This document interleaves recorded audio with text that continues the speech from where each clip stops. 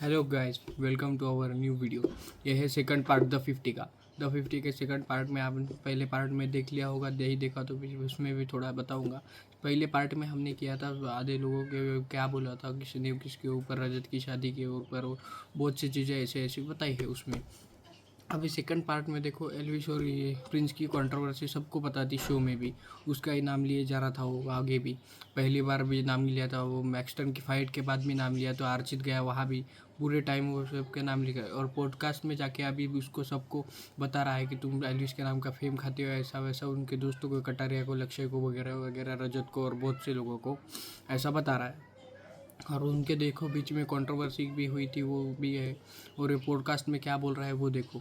भाई, जिस प्रिंस नरोला ने कभी एल्विश यादव को अपना दोस्त बोला, आज वही प्रिंस एल्विश का नाम लेकर हेडलाइंस बना रहा है। क्या ये सच में फाइट है या सिर्फ फेम गेम? आज सच एक्सपोज होगा। एक टाइम था जब प्रिंस नरोला और एल्विश यादव के बीच वाइब मैच होती थी, म्यूचुअल रिस्पेक्ट, फ्रेंडली बॉन्ड, सब स्मूथ चल रहा था। लेकिन फिर एंट्री हुई प्रिंस के एटीट्यूड की और यहाँ से स्टार्ट हुआ कोल्ड वॉर। जब प्रिंस और एल्विश का क्लैश हुआ, ऑडियंस ने क्लियरली साइड चूज कर ली। प्रिंस का अग्रेसिव बिहेवियर लोगों को बिल्कुल पसंद नहीं आया और बैकलैश इतना बड़ा था कि उनकी जज सीट ऑन एमटीवी रोडीज तक डेंजर में आ गई। रिपोर्ट्स तक आ गई कि या तो प्रिंस इशू सॉल्व करे या शो छोड़े। फैंस ने ओपनली बोला, रिस्पेक्ट अर्न होती है एटीट्यूड से नहीं, एक्शन से होती है। और ऑनेस्टली एल्विश ने अपने काम कॉन्फिडेंस से ऑडियंस का सपोर्ट जीत लिया। प्रिंस की इमेज बिग हिट, इंटरनेट ने बोला ओवर कॉन्फिडेंस का रिजल्ट। अब रिसेंट इंटरव्यू में प्रिंस बोलते हैं कि वो एल्विश से पैचअप करने के लिए रेडी है, फ्रेंड्स बनने के लिए भी रेडी है। साथ ही ये भी बोल दिया कि एल्विश के फ्रेंड्स उसका नाम यूज करते हैं फेम के लिए। पर भाई आयरनी देखो, प्रिंस खुद एल्विश का नाम लेकर इंटरव्यू दे रहे हैं। जो बोल रहे थे दूसरे लोग फेम के लिए नाम यूज करते हैं, वही काम अब खुद कर रहे हैं। Double standards much. एल्विश अपने कंटेंट और फैन बेस से स्ट्रॉन्ग है और यही रियल पावर होती है।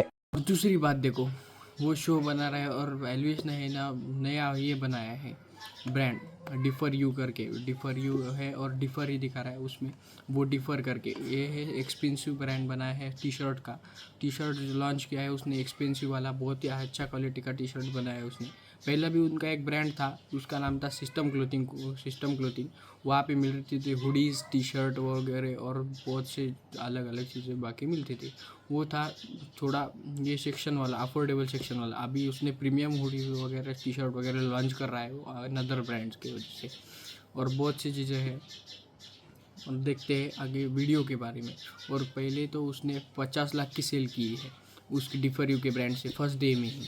50 लाख की सेल्स मजाक नहीं है, फ़ैन फॉलोइंग के कारण हो पाई है, वरना इतनी सेल्स किसी भी इसके हो नहीं सकती।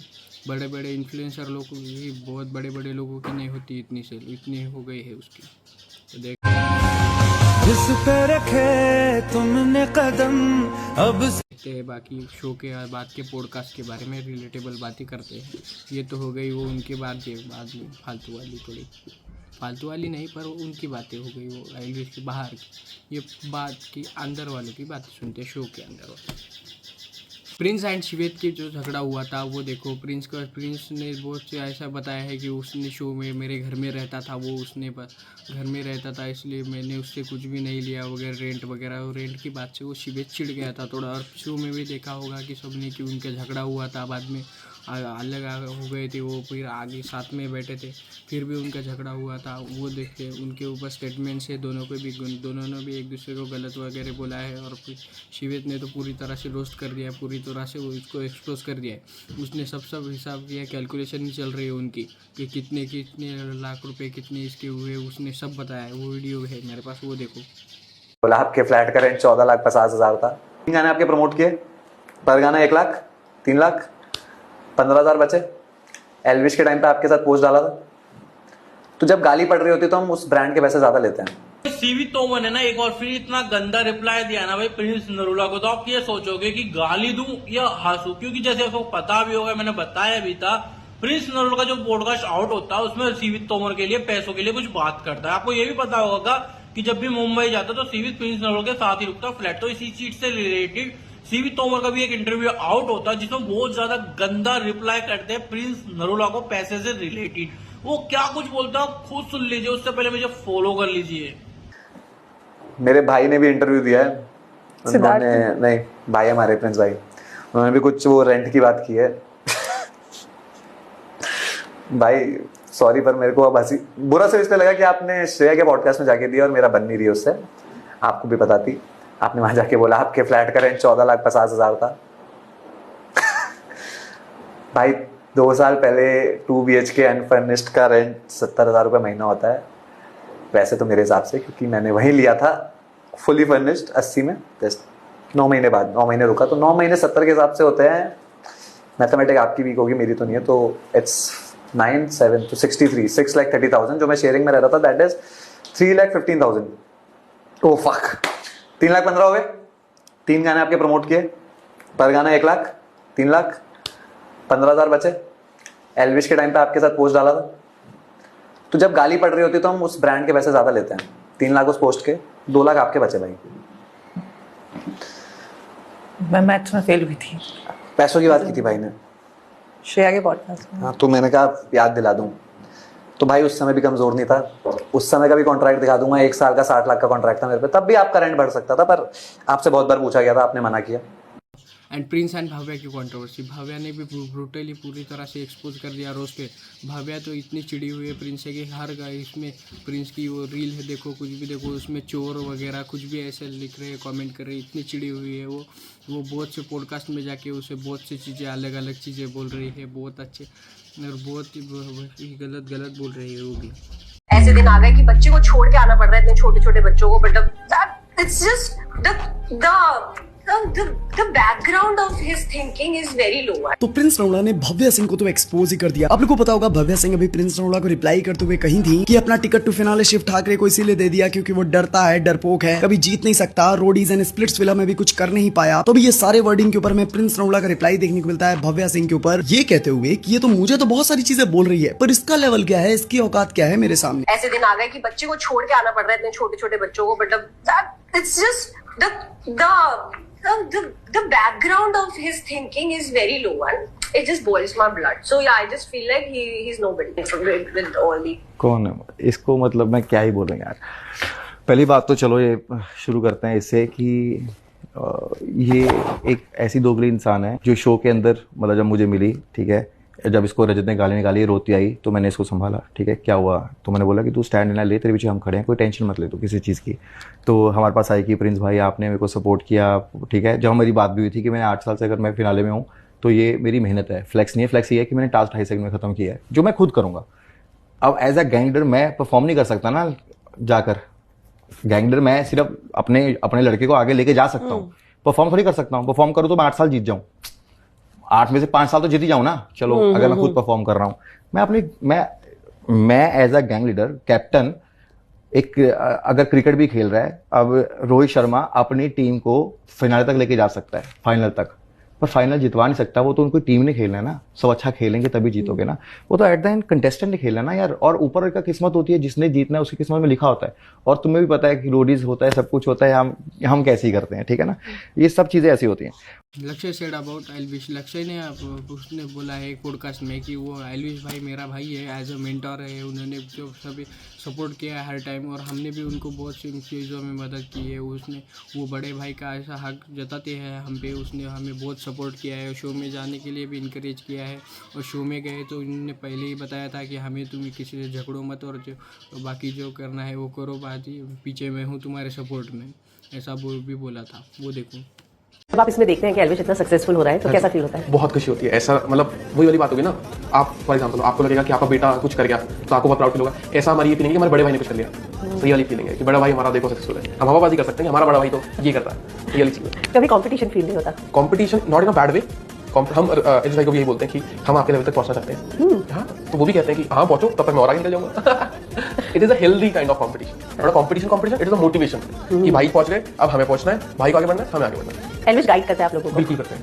50 के लिए भी उन्होंने गाइड करा था। जब हमारी एंट्री होती थी, जस्ट पहले हम लोगों ने शायद एक वीडियो कॉल भी करी थी, तो तब भी उन्होंने ये बोला कि जैसे हो वैसे रहना, अच्छे से, ईमानदारी से, बहुत ऑनेस्टी के साथ खेलना, कोई सामने से गलत नहीं बोलेगा तो उसको गलत मत कहना, बाकी तुम्हें जो करना तुम करो, मैं खड़ा हूँ। एंड लक्ष्य ने बताया कटारिया और रजत का जो क्या हुआ था वो कुछ नहीं, और उन्होंने बताया है कि हम तो हरियाणा में हमारे ऐसा कल्चर चलता है कि बड़े जो है हमसे वो बड़े हमारे भाई है, उनको हम उनका हक बनता है हमारे ऊपर कि हम हमारे को काम बता सकते हैं। हम नहीं बोल सकते उनको कि वो हमारे बड़े भाई है, इसलिए उसने बोला है सीधा सीधा कि वो हमारे बड़े भाई है, उनका हक बनता है मेरे ऊपर।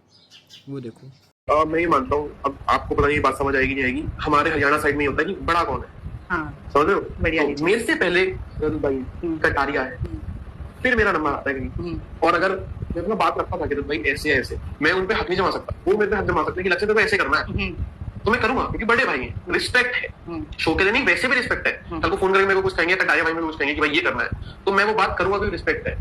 और मेरे को लगता है कि इसमें कोई गलत चीज भी नहीं है। अनदर प्रिंस का लफड़ा श्वेत के साथ बढ़ता ही जा रहा है, बढ़ता ही जा रहा है, बढ़ता ही जा रहा है। उनको क्या है कुछ नहीं मालूम, लोगों को उनके बीच में ही लफड़ा है बहुत से ज़्यादा, और शो में भी था और बाहर भी बढ़ते ही जा रहा है उनका लफड़ा। तो देखो, बोला आपके फ्लैट का रेंट 14,50,000 था, गाने आपके प्रमोट किए, पर गाना 1 लाख 3 लाख 15,000 बचे।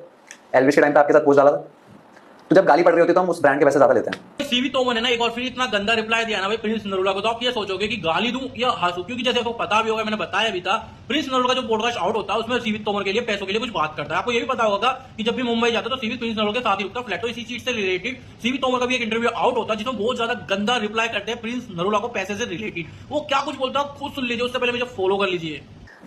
मेरे भाई ने भी इंटरव्यू दिया है, उन्होंने नहीं भाई हमारे प्रिंस भाई, उन्होंने भी कुछ वो रेंट की बात की है।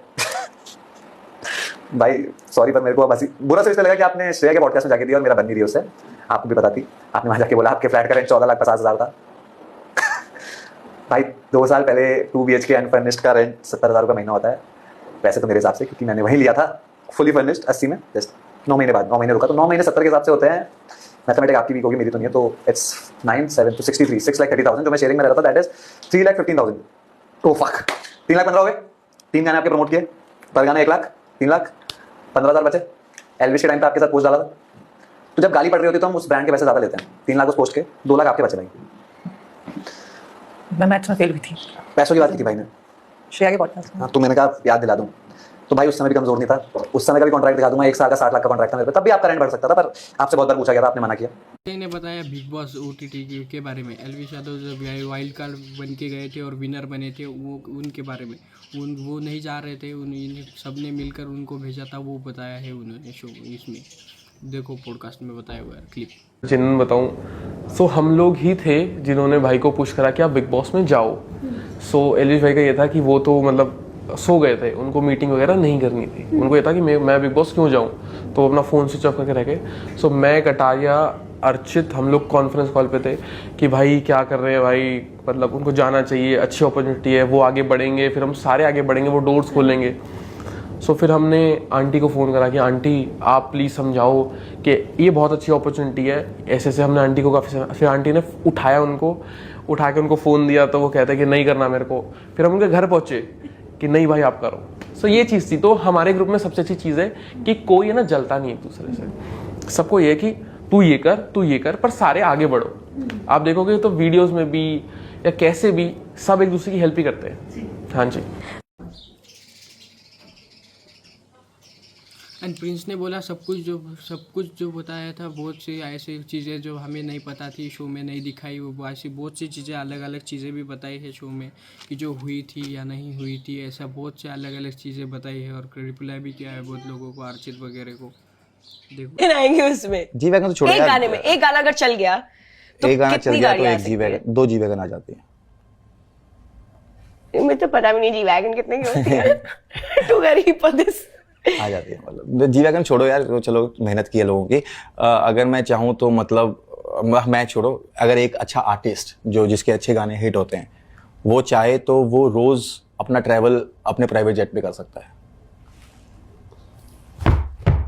साला अभी कल से सिंगिंग सीखूंगी मैं। पहले रियलिटी शोज में ऐसा होता था कि थप्पड़ मार दिया so this is the dead end, you are out of this show. अभी धक्का मार दे रहे हैं, थप्पड़ मार दे रहे हैं, फिर भी उसको रखा जा रहा है वार्निंग देके। What do you think it's right? नहीं, हमारे शो में हमने निकलवाई ना 2, हमने उसका नाम नहीं होता, अर्चिता पता नहीं है, एक तो मैं नाम इतना खराब हूं, मतलब मैंने शो में इतना कुछ किया भी नहीं कि मैं उनका नाम याद रख पाऊं, तो मतलब अर्चिता है। उसने जब उस पे मैसन पे उठाया था, हमने उसको बाहर निकलवाया, और बाद में जब शिफ्ट पे उसका पकड़ने की कोशिश करी थी, ऐसे करके हमने बाहर निकलवाया।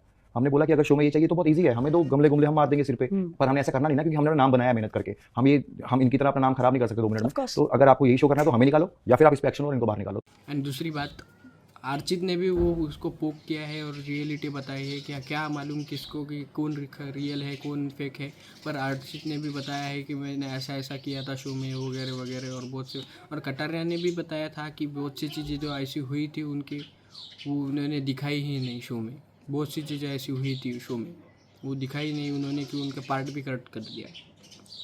तुम्हें कभी भाईचारे का मतलब समझ आएगी ना तुम्हें कभी समझ आएगा। तो एल्विश के दोस्त अर्चित कौशिक रिप्लाई करते हुए दिखते हैं प्रिंस रौला को। आपको पता होगा प्रिंस रौला का अभी रिसेंटली जो पॉडकास्ट है श्रेया कालरा के साथ, वहाँ वो बात करते हुए दिखते हैं भाई यार Archit and also Elvish gang के बारे में। बेसिकली उन्होंने अर्चित, रजत इस टाइप के लोगों को ये कह दिया था कि ये लोग एल्विश के पैसे पे खाते हैं, इन लोगों का खुद भी कुछ नहीं है। एंड प्रिंस रौला ने ये बोला था कि मैंने खुद अर्चित को निकलवाया था द 50 शो से जब उसने मैक्स टन को मारा था। तो अभी अर्चित ने एक रील अपलोड किया है जहाँ पर वो प्रिंस को इस चीज के ऊपर में रिप्लाई करते हुए दिखते हैं।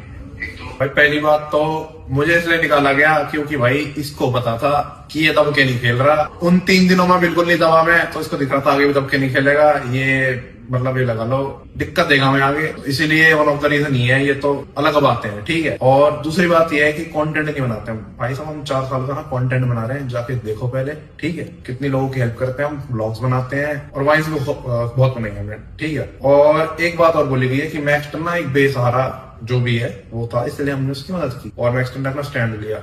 ऐसे तो भाई इसने अभी बोला है जो भी है इसका पॉडकास्ट जो भी है कि दिग्विजय का हमने स्टैंड नहीं लिया क्योंकि दिग्विजय उनके साथ ही खेल रहा था, मैक्स टन भी खेल रहा था। मैक्स टन का मैं बताता हूँ आपने क्यों मैक्स टन के साथ दिया। पहली बात तो आपको चाहिए थी फुटेज, वो आपको मिल गई। जनता ने बहुत प्यार दिया आपको, ठीक है। और उसने बोला मैं शो में नहीं दिखा, भाई ठीक है जनता बता देगी कितना दिखा मैं कितना नहीं दिखा। पर शो से निकलने के बाद मेरे इंटरव्यूज ना नेशनल टीवी पे हुए हैं, बस मेरे ख्याल से वही काफी है क्योंकि और बंदों के इंटरव्यूज ना ये इधर उधर ही हो रहे हैं। और एक लाइन और बोली गई कि हमारे ग्रुप में ना आपसी में फूट थी, एक दूसरे से जल रहे थे। ये भाई ऐसा सीन होता ना तो शिवेत को 2 बार नहीं निकालते जितने मेरे भाई लोग अंदर थे, ठीक है। तुम्हें कभी भाईचारे का मतलब समझ आएगी ना तुम्हें कभी समझ आएगा। तो बाकी भाई अपना ध्यान रखो, ऐसे लोगों को इग्नोर करो।